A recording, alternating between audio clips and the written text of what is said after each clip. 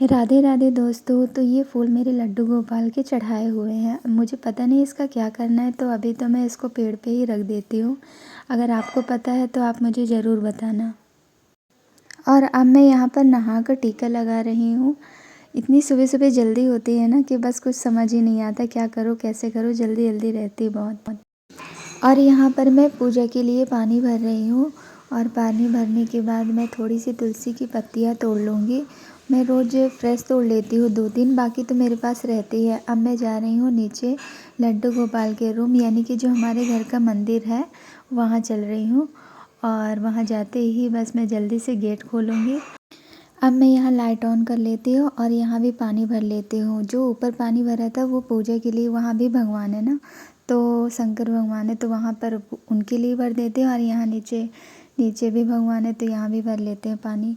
और जो हमारे बोरिंग का पानी है वो बिल्कुल एकदम गुनगुना सा रहता है।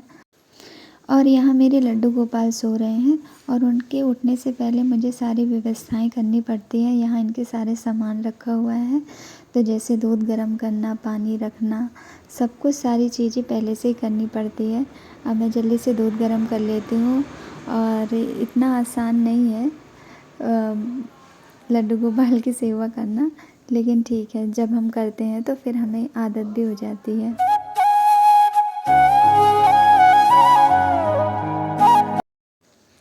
और यहाँ पर मैं ना डेली कुछ ना कुछ भूल जाती हूँ, तो मुझे कई सारे चक्करे लगाने पड़ते हैं। कभी कटोरी भूल जाती हूँ तो कभी संसी भूल जाती हूँ।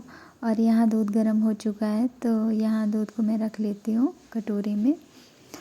और मतलब उनके उठने से पहले ना मुझे कई सारी व्यवस्थाएं करनी पड़ती है, पानी गर्म करना और ये सारी चीज़ें तो कर लेती हूँ। ठीक है, इसके बाद व्यवस्था करने के बाद मैं आपको दिखाती हूँ।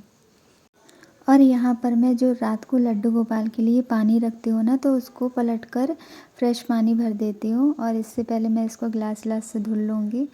वैसे मुझे सुबह जल्दी टाइम नहीं मिलता ना, तो फिर मैं दोपहर को ये सारी चीज़ें कर लेती हूँ। और ये वाला पानी भी, इन सबको ये सारा पानी मैं फिर पेड़ पौधे में डाल देती हूँ।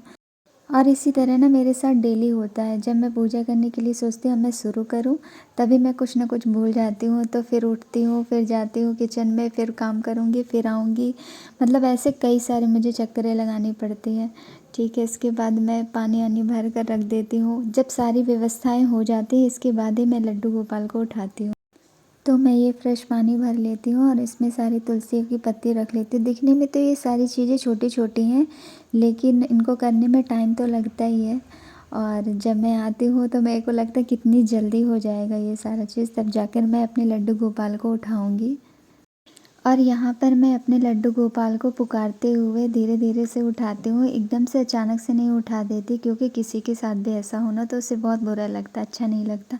और यहाँ मैंने ना ऊपर वाले मंदिर में जो हमारे सारे भगवान हैं उनकी यहाँ पूजा कर दी है। और ये सारी चीज़ों मतलब व्यवस्थित कर दी है, क्योंकि ये सारी चीज़ें मुझे छत पे लेकर जानी है। फूल माला, कपड़े, इनर, उनके सारे श्रृंगार का सामान, ये सारा कुछ छत पे लेकर जाती हूँ। फिर इनको जब धूप रहती है ना तभी छत पे नहलाती हूँ, क्योंकि धूप में सबको अच्छा लगता है ठंडियों में रहना। तो मैं लड्डू गोपाल को जिस दिन भी धूप रहती है मैं छत पे ही नहलाती हूँ। यहाँ पर मैं फिर से नीचे आई हूँ सारा सामान ले जाने, क्योंकि कभी डेली ही मेरे साथ होता है, कभी कभी कुछ ना कुछ भूल जाती तो ऊपर नीचे भी कई बार करना पड़ता है। अब मैं अपने लड्डू बाबू को नहलाकर उनका सारा श्रृंगार कराकर आपको दिखाती हूँ। ये मेरे लड्डू गोपाल को मैंने तैयार कर दिया, उनका सारा श्रृंगार कर दिया है, बहुत ही प्यारे लगते हैं। और अगर मुझसे कुछ भी गलती हुई हो ना तो आप मुझे बता सकते हैं। अगर लड्डू बाबू के साथ मेरे दिन का रूटीन आपको अच्छा लगा हो तो आप मुझे ज़रूर बताना। Please subscribe my channel. Radhe Radhe दोस्तों, फिर मिलते हैं।